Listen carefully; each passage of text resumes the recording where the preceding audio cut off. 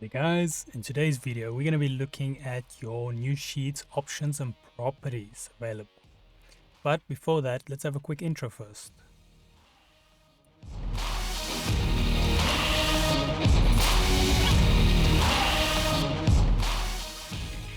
So today's video can be found on softwaretraining.co.za.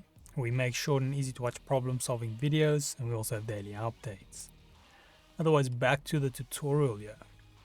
So now in today's video we're going to be having a look here at your properties, which is this bottom piece here. So it's the options and properties available for your sheets. So now you can either type in custom dimensions or select a preset. I'm going to select a preset for now, so we can kind of get an idea of what's happening. Let me just click cancel here and then start a new sheet. Okay, I'm going to select one here. So now from our options here, first one we have is plasma generator, and this is pretty much going to be your machine. So look on your actual cutter, what model it is, what name and model, and then you go down the list and locate it. As you can see, there's quite a few over here that you can choose from. Select the right one and then we move on to the next. So next option we have available is material. So here you'll be choosing if it's steel, stainless steel or aluminium. I'm going to keep mine on steel for now. Then after that we've got thickness. So how thick is your material? There's a few presets here, but keep in mind you can also type in here your own custom amount. Then next up we've got the amperage. This is basically the strength of the current.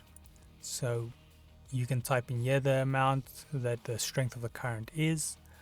And then we've got beam diameter. So this is pretty much the thickness of the beam I'll be using.